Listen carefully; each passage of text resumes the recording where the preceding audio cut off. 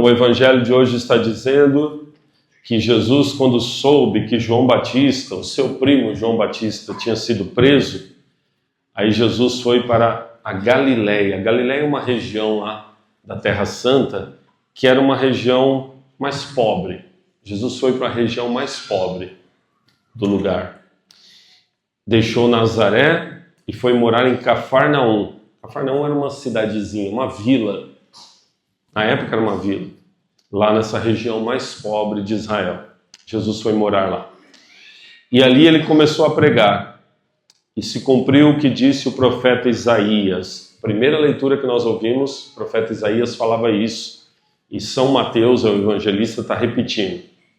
Terra de Zabulon, terra de Neftali, caminho do mar. Essa região ali, perto do mar, que eles chamavam de mar, mas não é mar, né? É o lago de Genezaré.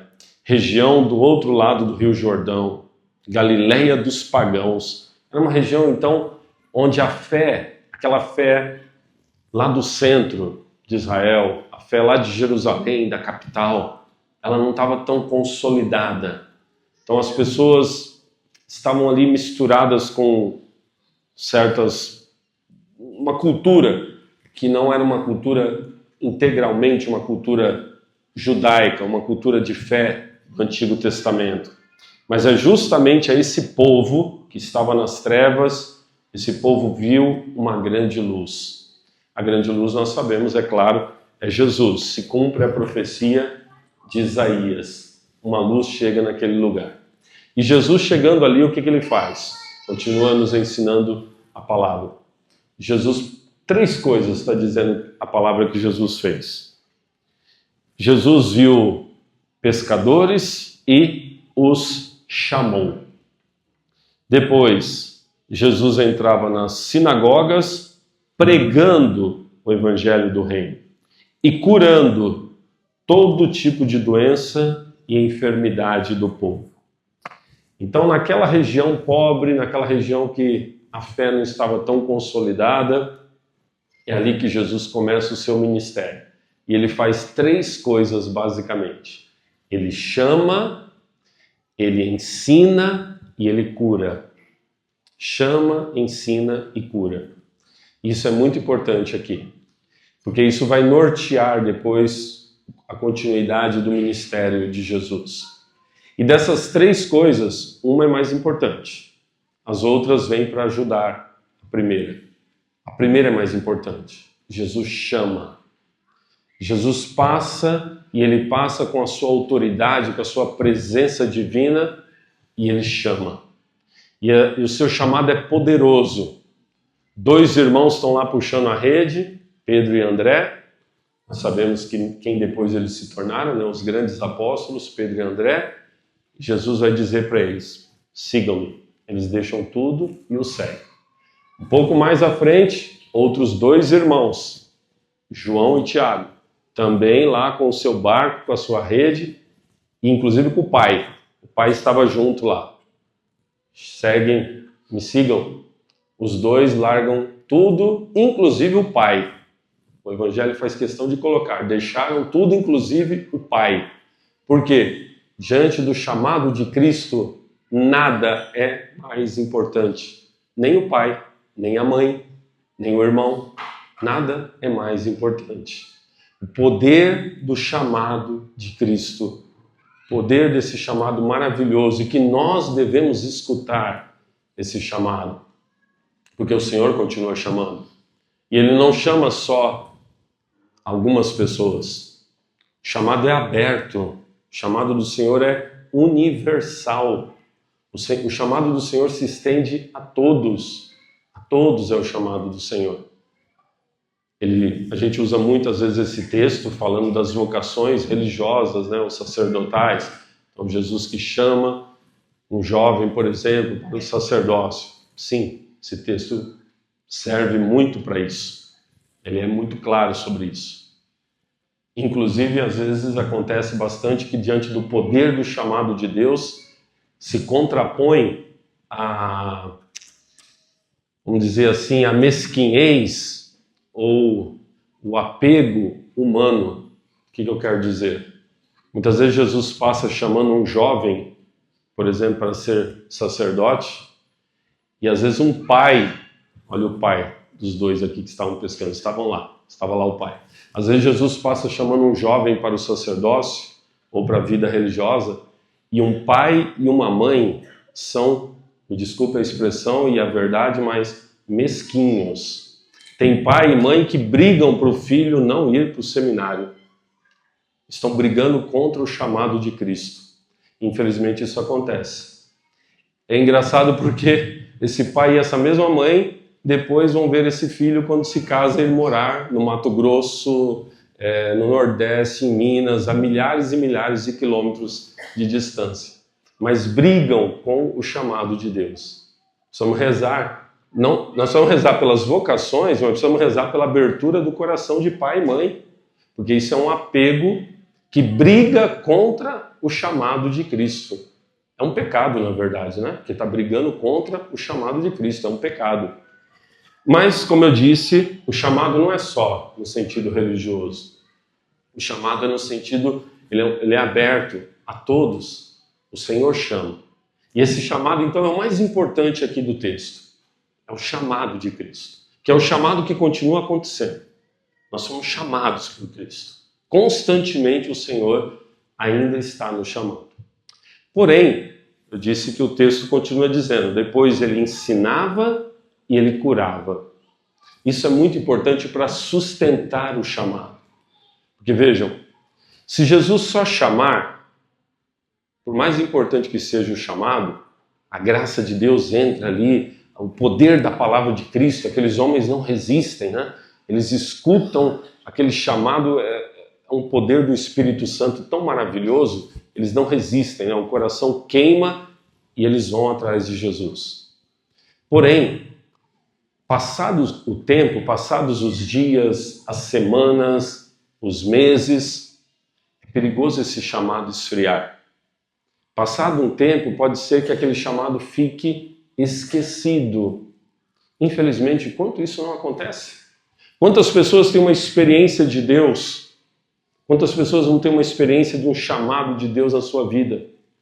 Porém, depois de um tempo, aquele coração vai esfriando, esfriando, esfriando, esfriando, e depois já não tem mais aquele fogo, aquela presença, e vão deixando essa caminhada com o Senhor. O que faltou aí? O que faltou? Jesus, depois de chamar, ele ensina. Ele vai na sinagoga. A sinagoga é como se fosse uma igreja dos judeus. Ele vai nas sinagogas, e não foi só na sinagoga, ele ensinava também nas praças públicas, mas aqui está dizendo o texto, na sinagoga, Jesus vai ensinando. Então aquelas pessoas que foram chamadas ao escutar os ensinamentos, ou seja, o Senhor, ele pega a palavra de Deus, e ele mesmo é a palavra, ele vai ensinando o caminho da fé. E aquele ensinamento do caminho da fé, para quem escuta, para quem presta atenção, por isso que nós podemos ver que várias vezes na Bíblia Jesus diz assim, ouvir com atenção.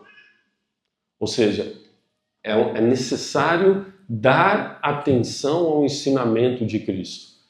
Para quem dá essa atenção ao ensinamento de Cristo, aquele chamado vai se solidificando. Porque a pessoa vai crescendo no conhecimento. Ela vai conhecer aquele que a chamou. Santo Agostinho, o grande Santo Agostinho, uma das frases mais célebres dele é justamente essa. Nós amamos aquilo que nós conhecemos.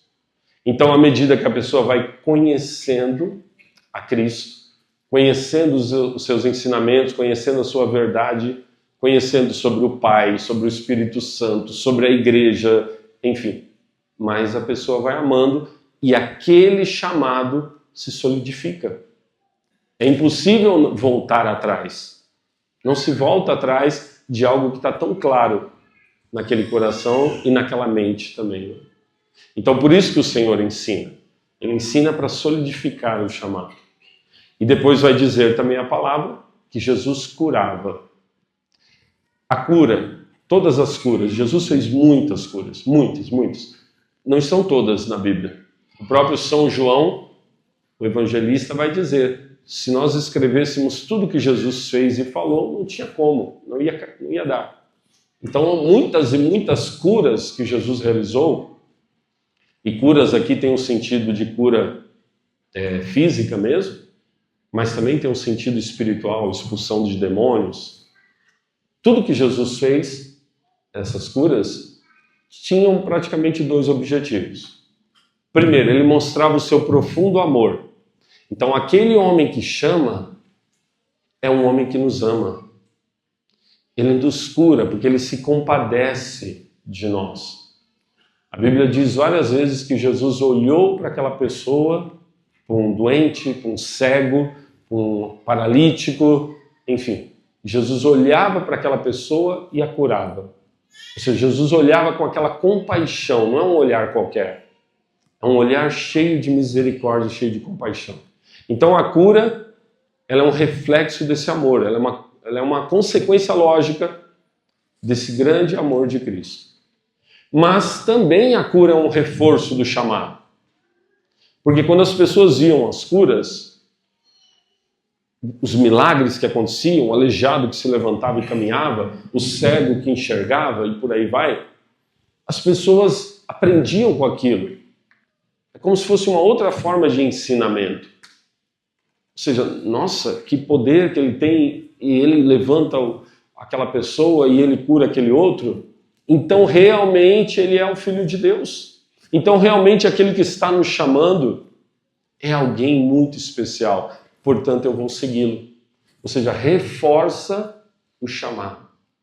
Os milagres de Deus, eles são feitos ou tanto porque Deus nos ama muito, tem compaixão de nós, mas também com o objetivo de reforçar em nós o chamado a segui-lo. Por isso que Deus realiza seus grandes milagres e continua realizando até hoje. Então, meus irmãos, 3 coisas que o Senhor ele continua claramente fazendo hoje. O Senhor continua nos chamando. E nós precisamos ter os ouvidos de Pedro, de André, de João, de Tiago e de tantos outros. Nós precisamos ter esse ouvido que escuta o Senhor que nos chama. Porque o Senhor nos chama para nos tirar das trevas. Olha lá o que disse o profeta Isaías. O povo que andava nas trevas. Aquelas regiões ali meio confusas daquela época.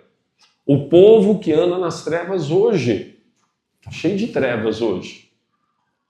O mundão está aí, com todas as suas trevas. Mas é nesse mundão, não é lá em Marte, não, onde o Elon Musk quer levar um foguete e ele está com umas ideias loucas. Vi uma entrevista desse cara.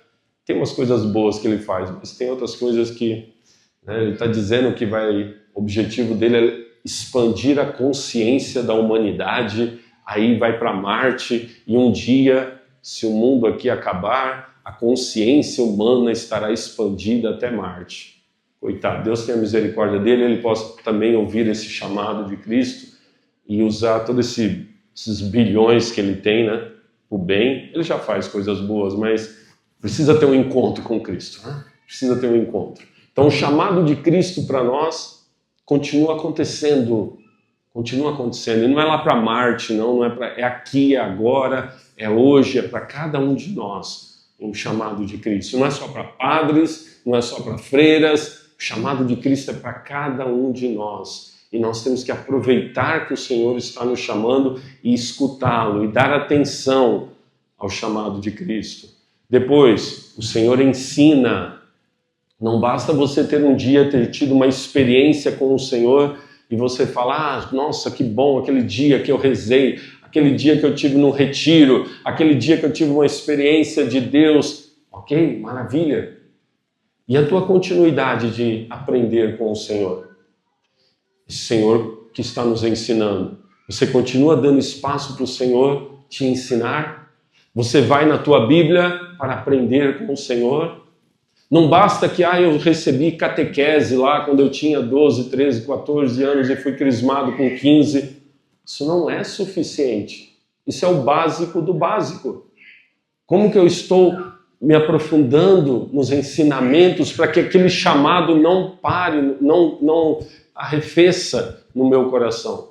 Como que eu estou me aprofundando nos ensinamentos de Cristo? Nós somos hoje uma geração privilegiada. Privilegiada. Nós temos tantos meios de ter informações e boas informações. Bons conteúdos, bom ensinamento. Nós somos uma geração privilegiada. Muitos dos nossos avós, bisavós, tataravós não tinham isso. Não tinham.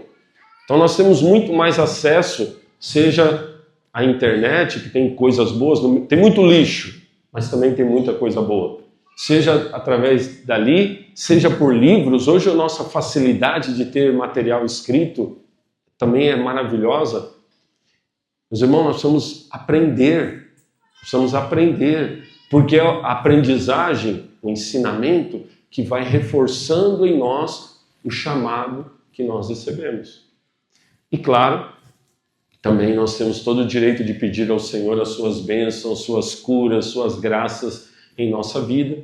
E quando elas chegarem, quando nós experimentarmos as maravilhas que Deus age em nós, Senhor, isso significa que eu tenho que te seguir muito mais, que eu tenho que continuar seguindo, Senhor. Triste é aquela pessoa que vai e faz uma novena, faz uma tal, aí recebe uma graça, pronto, o que eu precisava era isso. Aí a pessoa já não tem mais uma caminhada de fé. Não aprendeu nada. Não aprendeu nada. A graça por si, ela é pobre, porque ela é para esse mundo. Agora, quando a graça é aceita como um ensinamento para eu caminhar na minha fé, ela é para a eternidade. Aí sim, essa graça é muito maior. Então, meus irmãos, o Senhor passa hoje nos chamando, escutemos o seu chamado, nos aprofundemos, deixamos que a sua graça haja cada vez mais em nossas vidas.